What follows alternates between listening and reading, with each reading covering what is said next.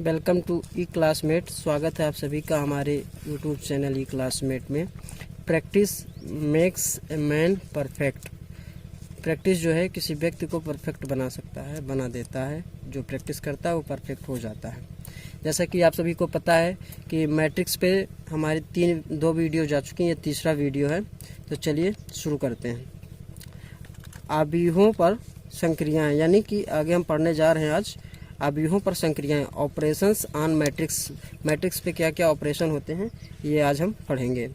तो चलो पहला ऑपरेशन पढ़ते हैं। हमें क्या है? आव्यूहों का योग, एडिशन ऑफ मैट्रिक्स। की मैट्रिक्स का एडिशन कैसे करते हैं चलिए देखते हैं। यदि कोई दो कंपनी हैं ए और बी, कोई कंपनी मान लिया है ए और बी। कंपनी ये इधर है, बी ये वाली है। कंपनी ए में कंपनी ए, कंपनी बी, और कंपनी ए में गधे हैं 1, 2 और 3, घोड़े हैं 2, 4 और 6। कंपनी में कोई 3 सेक्शंस हैं। इसमें मान लेते हैं ये इसे ABCD हो गया, X, Y और Z। 3 सबसेक्शन में उसको विभाजित किया गया है, 3 सबसेल में विभाजित किया गया है। कोई है X, Y और Z। X वाले में गधों की संख्या 1 है, कंपनी में गधों की संख्या 1 है। X वाले में गधों की संख्या 1 है, कंपनी में गधों की संख्या 1 है, और घोड़ों की संख्या 2 है। और दूसरे वाले में Y वाले में 3 गधे हैं और 4 घोड़े हैं। इसमें 5 गधे हैं, 6 घोड़े हैं। चलिए देखते हैं इसको कैसे जोड़ते हैं, इस पे ध्यान दीजिएगा। इसलिए गधे घोड़े बता रहा हूँ ताकि ये याद रहे आपको। ये हो गया कंपनी ए का हाल। अब ये कंपनी बी में देखते हैं। ये 3 सेक्शन इसमें भी हैं। इसमें ये हो गए गधे और ये हो गए घोड़े। ये दोनों कंपनी हैं। अगर आपसे पूछा जाए ये दोनों कंपनीज हैं, इसमें इतने गधे हैं, इतने घोड़े हैं, इसमें इतने गधे, इतने घोड़े हैं, 3 सेक्शन में विभाजित किया गया है। तो अगर आपसे पूछा जाए कि दोनों कंपनी में जोड़ के बताइए हमको कुल कितने गधे और कितने घोड़े हैं, किस किस सेक्शन में, X, Y और Z सेक्शन में जो है कितने गधे और कितने घोड़े हैं। तो आपको जब जोड़ना होगा तो आप कैसे जोड़ेंगे? गधों के साथ जोड़ना है, गधे को गधे के साथ जोड़ना है, और घोड़े को घोड़े के साथ जोड़ना है। सेक्शन X के गधे को सेक्शन B कंपनी के सेक्शन X के गधे के साथ ही जोड़ना है। अब गधे और घोड़े को मत जोड़ देना, भाई गधे और घोड़े में बहुत अंतर होता है। गधे घोड़े को एक साथ नहीं रखा जा सकता, नहीं जोड़ा जा सकता है। और गधे को गधे में जोड़ो और घोड़े को घोड़े में जोड़ो। तो देखते हैं ये गधा इसमें है, ये वाली कंपनी में सेक्शन X में ये 1 गधा है, और B वाले में कितने गधे हैं? 7 गधे हैं। तो 1 + 7 लिख दिया गया, 7 1 8 हो गया। देखिए यहाँ पे 8 लिख दिया गया है। ऐसे इसमें देखा जाए। अब चलिए घोड़े जोड़ते हैं। पहले वाले रो में पहले वाले रो में देखते हैं सेकेंड नंबर पे क्या है, 2 है। इसको जोड़ा जाएगा 8 के साथ में, तो ये हो जाएगा 2 + 8, या 8 + 2 लिख गया इसमें, 2 + 8 लिख लेंगे। 2 + 8 = 10 हो जाएगा। ये हो गया आपका। ऐसे 3, ये 3 और ये 9, 3 और 9 लिख दिया जाएगा। और 4 + 10, 4 + 10 लिख दिया जाएगा, 4 10 14 हो जाएगा। ये 5 and 6, ये 5 and 11, ये हो जाएगा 5 + 11 = 16। ऐसे ये हो जाएगा 6 + 12, यानी 6 + 12 हो जाएगा 18। मीन्स क्या समझे आप? रो और कॉलम के जैसे A11 है, ये 11 A11 के साथ ही जुड़ेगा, और A12 के साथ ही जुड़ेगा। मतलब ये अलग अलग वैरायटीज हैं। आप देखेंगे तो आपके सामने प्रॉब्लम ये आएगी। चलिए ठीक है, यहाँ पर रो और कॉलम, इस जितने 3 रो थे इसमें, तो इसमें भी 3 रो थे, और कॉलम इसमें 2 थे, तो इसमें भी 2 कॉलम थे। तो हमने ऐसे जोड़ दिया। और अगर ऐसी स्थिति बन जाए कि इसमें 3 रो हैं और इसमें 2 रो हो जाए, बी वाली कंपनी में सिर्फ 2 रो हो, तो कैसे जोड़ेंगे? तब उनका जो है योग परिभाषित नहीं होगा। जी हाँ, ना हो, यदि आव्यूहों की कोट समान ना हो तो उनका योग जो है परिभाषित नहीं होता है। जैसे देखिए ये हो गया आपका, इसमें कितने कॉलम है? इसमें 2 कॉलम है, 2 कॉलम है इसमें कितने कॉलम है? 3 कॉलम है। तो इनको अगर योग करने के लिए कहा जाएगा तो परिभाषित नहीं होगा, इनका योग नहीं किया जा सकता। जैसे स्केलर क्वांटिटी से आव्यूह का गुणन कैसे करते हैं, कैसे मल्टीप्लिकेशन करते हैं, ये देखेंगे। Multiplication of matrix bye a scalar quantity. जैसे इसको यहाँ पे 2 स्केलर है, इसको अगर कोई मैट्रिक्स ए है, इसमें अगर मल्टीप्लाई किया जाएगा, मैट्रिक्स ए की वैल्यू आपको पता है ये दी हुई है, इसमें 2 का मल्टीप्लाई किया जाए तो कैसे किया जाएगा ये देखते हैं। तो 2 का मल्टीप्लाई किसी मैट्रिक्स में अगर किसी स्केलर का मल्टीप्लाई होता है तो मैट्रिक्स के सभी अवयवों में A11 A12 ये 21 ये 22 सभी में मल्टीप्लाई करना। इस 2 का मल्टीप्लाई देखिए, इस 2 को A11 में भी मल्टीप्लाई किया, ये 12 में भी, ये 21 में भी, ये 22 में भी, सभी में मल्टीप्लाई। यानी किसी अवयव किसी मैट्रिक्स में अगर किसी स्केलर का मल्टीप्लाई किया जाएगा तो उसके सभी अवयव में मल्टीप्लाई कर दिया जाएगा। तो देखिए यहाँ पे 2 से मल्टीप्लाई किया गया, 1 को 2 एकम 2, फिर 2 से 2 को किया गया, फिर 2 से 3 को किया गया, फिर 2 से 4 को, यानी 2 से मल्टीप्लाई करना था तो 2 से सभी अवयव में मल्टीप्लाई कर दिया गया। 2 एकम 2 आ गया, और 2 दूनी 4 आ गया, और 2 3 6 आ गया, और 2 चौक 8 आ गया। चलिए ठीक है, ये समझ गए होंगे। 60 में कैसे दिखाएंगे, अगर इसका जो गुणन का नियम अगर कोई लिखने के बोले तो 60 में हम इसे लिख सकते हैं ऐसे। अगर के कोई स्केलर है, ये कोई आव्यूह है, तो इसको क्या लिख सकते हैं, ये IJ इंटू के मैट्रिक्स है m क्रॉस n का, इस प्रकार लिख सकते हैं। यानी कि अब जैसे देखिए यहाँ A11 आप निकाल रहे हैं तो k इंटू A11 A11 क्या है आपका 11, A11 क्या है 1 है, यानी k यानी 2 इंटू A11 की जगह 1 है, यानी 2 इंटू 2, ये देखिए यहाँ पे 2 ही आया। तो सेम चीज़ वही 60 में इस प्रकार लिख सकते हैं। चलिए फिर आगे देखते हैं निगेटिव मैट्रिक्स। एक टर्म यहाँ आता है निगेटिव मैट्रिक्स। अब ये देखिए, अगर जैसे कोई मैट्रिक्स ए है, ये निगेटिव मैट्रिक्स कैसे फाइंड करते हैं, कोई निगेटिव मैट्रिक्स कैसे फाइंड, ये अगर कोई मैट्रिक्स है 1 2 3 4 वाला, ये एक मैट्रिक्स है, इसका निगेटिव मैट्रिक्स कैसे फाइंड करेंगे। -1 से अगर इस पे मल्टीप्लाई कर दें तो निगेटिव मैट्रिक्स ए का मिल जाएगा। तो ये -1 से मल्टीप्लाई करेंगे, जैसे यहाँ पे 2 का सभी अवयव में मल्टीप्लाई होता है, इसे -1 का सभी अवयव में मल्टीप्लाई यहाँ पे किया लग जाएगा, यानी ये इस प्रकार हो जाएगा। -1 -2 -3 -4 हो जाएगा। -1 से मल्टीप्लाई करने पे हमें निगेटिव मैट्रिक्स मिल जाएगा। अब हम आगे पढ़ properties of matrix addition. Matrix के एडिशन के जो कुछ गुण हैं, गुणधर्म है, उसको पढ़ेंगे। मैट्रिक्स का जो एडिशन है वो क्रम विनिमय नियम का पालन करता है, कम्यूटेटिव लॉ को फॉलो करता है। तो ये आपका ये प्लस बी करिए, चाहे फिर बी प्लस ए करिए, सेम चीज आएगा। ये प्लस बी, ए को बी में जोड़िए, चाहे बी को ए में जोड़िए, सेम चीज आएगा।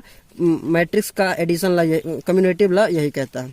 उसके बाद में सेकंड आता है साहचर्य नियम, यानी एसोसिएटिव लॉ। जो एसोसिएटिव लॉ है, कह रहा है ये प्लस बी को जोड़ के उसके बाद में सी में जोड़िए, चाहे बी ए को बी प्लस सी के योग में जोड़िए, सेम चीज आएगा। ये दोनों लॉ जो है इस फॉलो करते हैं मैट्रिक्स में, ये दोनों लॉ फॉलो होते हैं। क्रम विनिमय नियम पालन करता है कम्यूटेटिव लॉ का एंड एसोसिएटिव लॉ का, दोनों नियम ये फॉलो होते हैं अपने मैट्रिक्स में। अब हम पढ़ेंगे अवयवों का गुणन, कि अवयवों का गुणा कैसे किया जाता है। चलिए देखते हैं अवयवों का गुणा, मल्टीप्लिकेशन ऑफ मैट्रिक्स। अवयवों का गुणन कैसे किया जाएगा ये देखेंगे। चलिए ठीक है, देखते हैं। ये देखिए, ये कोई अवयव है, भी दूसरा कोई अवयव है। इसमें राम लेना चाह रहा है, चलो मान लेते हैं राम 2 पेन लेना चाह रहा है और 5 बुक लेना चाह रहा है। मल्टीप्लिकेशन को समझते हैं, एकदम फील करेंगे कि मल्टीप्लिकेशन के बाद करने के बाद जो आता है वो क्या प्राप्त होता है, हमें जो दूसरा मैट्रिक्स प्राप्त होता है वो क्या दिखाता है, क्या रिप्रेजेंट करता है, ये देखेंगे। तो ये जो है हमारा मैट्रिक्स ये हो गया, बी इस प्रकार हो गया। इसमें जो अवयव है क्या है, ये राम की लाइन, राम के अवयव के लाइन है, ये रहीम के अवयव के लाइन है। ठीक है, तो राम क्या लेना चाहता है, 2 पेन लेना चाहता है, 5 बुक लेना चाहता है। रहीम क्या है, 8 पेन लेना चाहता है और 10 बुक लेना चाहता है। और बी में क्या है, हमें इसका रेट दिया हुआ है, प्रति पेन या प्रति बुक जो है कितने रेट की ये बुकें और पेन मिल रही हैं, ये लिखा हुआ, रेट लिखा हुआ है। तो पेन का रेट है 5 रुपया प्रति पेन और बुक का रेट है 50 रुपया प्रति बुक, ये लिखा होना चाहिए। ए एंड बी फाइंड करेंगे तो देखते हैं कि क्या मिलता है। तो ये एंड बी फाइंड करेंगे तो देखते हैं इस 2 का कितने 2 पेन लिया है, 2 पेन लिया है, 1 पेन मिलता है 5 रुपए का, तो 2 पेन कितने मिलेगा, 2 गुणे 5 का मिलेगा। ठीक, समझ में आ रहा है। अगला इन्होंने राम ने और भी पेन लिए हैं, वो बुक लिए हैं, तो राम ने 5 बुक लिए हैं और 1 बुक का रेट कितना है 50 रुपया, तो 5 गुणे 50 लिख गया। ठीक है, आप समझ रहे हैं।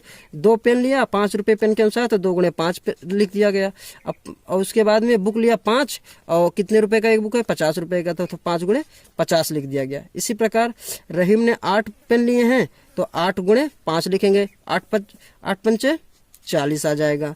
और उसके बाद में 10, इसमें 10 बुक लिए हैं रहीम ने, तो बुक का रेट है 50 रुपया, तो 10 पचे 50, सॉरी 10 गुणे 50 यानी 500 रुपया हो जाएगा। यानी 2 गुणे 5 10 हो जाएगा, 5 गुणे 50 250 हो जाएगा, 8 गुणे 5 40 हो जाएगा, और 10 गुणे 50 हो जाएगा 500।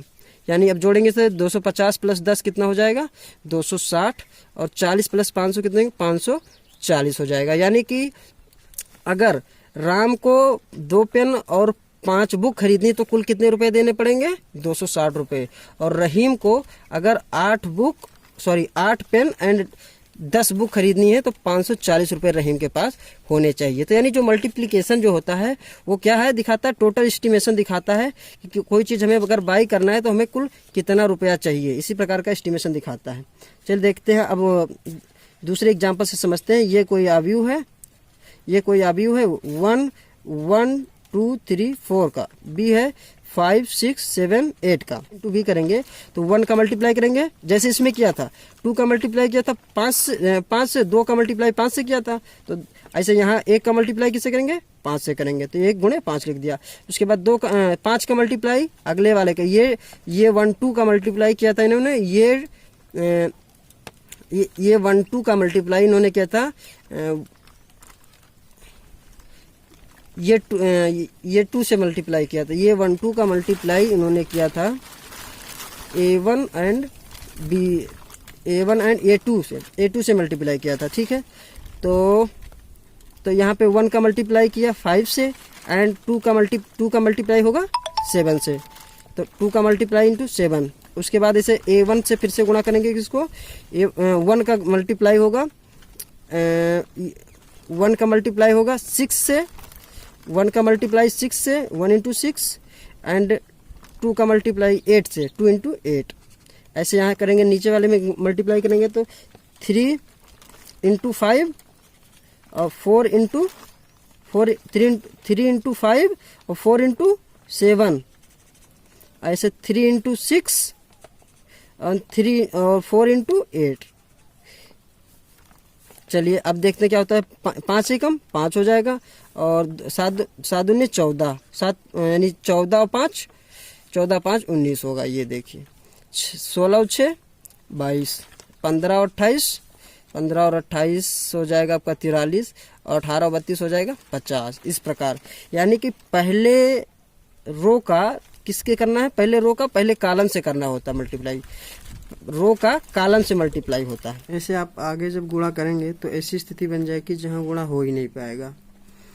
जैसे AB, तो वहाँ पे ऐसा होगा, AB तथा BA अगर परिभाषित हैं तो कोई ज़रूरी ये नहीं है कि ये AB does not equals to BA, मतलब AB BA के बराबर हो, ये कोई ज़रूरी नहीं है, या AB BA के बराबर ना हो, कोई ये भी ज़रूरी नहीं है। दोनों चीज़ें हो सकती है, बराबर भी हो सकता है और बराबर नहीं भी हो सकता है। ऐसे है, AB तभी परिभाषित होगा जब ये के पंक्तियों की संख्या B के कॉलम की संख्या के बराबर हो। यानी किसी 2 मैट्रिक्स का गुणा करना है तो गुणा तभी हो पाएगा यदि उनके पहले मैट्रिक्स के पंक्तियों की संख्या दूसरे मैट्रिक्स के कॉलम की संख्या के बराबर हो। ये कोई 2x2 का मैट्रिक्स है, तो B अगर मल्टीप्लाई करना है, परिभाषित होना है ये भी, तो B को 2x1 का होना चाहिए, 2x2 का होना चाहिए, 2x3 का होना चाहिए, इधर इस प्रकार होना चाहिए। अवयव का मल्टीप्लिकेशन है, मैट्रिक्स का मल्टीप्लिकेशन है, वो एसोसिएटिव लॉ को फॉलो करता है। एसोसिएटिव लॉ क्या है, यदि A और B को गुणा करके फिर C में गुणा किया जाए तो जो आएगा वो ये का B C के गुणनफल में भी गुणा करने पे वही चीज आएगा। मतलब A B को गुणा करने के बाद C में गुणा करें, चाहे B C को गुणा कर लें उसके बाद B C में A का गुणा कर दें, सेम चीज आएगा। यही एसोसिएटिव लॉ कहता है, और मैट्रिक्स जो है एसोसिएटिव लॉ फॉलो करते हैं। दूसरा लॉ फॉलो जो करता है वो है डिस्ट्रीब्यूशन लॉ, यानी A को बी प्लस सी के योग में अगर गुणा करेंगे तो भी वही आएगा, जो ए को बी से गुणा करके और ए को सी से गुणा करके योग करेंगे जो आएगा वही चीज आएगा। तीसरा लॉ जो फॉलो करता है वो है identity law. Identity law means अगर किसी अवयव ए में आइडेंटिटी मैट्रिक्स आई का गुणा किया जाता है, या फिर अवयव ए में अवयव ए को आइडेंटिटी मैट्रिक्स से गुणा करें, मतलब आई से ए में गुणा करें या ए से आई में गुणा करें, मैट्रिक्स की वैल्यू जो आएगी वो ए ही आएगी। अब एडिशन कर पाएंगे मैट्रिक्स का और सब्सट्रैक्शन कर पाएंगे। तो आप आगे का 3.2 का एक्सरसाइज ट्राई कीजिएगा, सवाल लगाइएगा। जो नहीं लगा पाएंगे आप, वो अगली बार हम आपको लगवाएंगे अगले वीडियो में। फिर मिलते हैं। तो इस वीडियो में इतना ही था। Okay, thank you.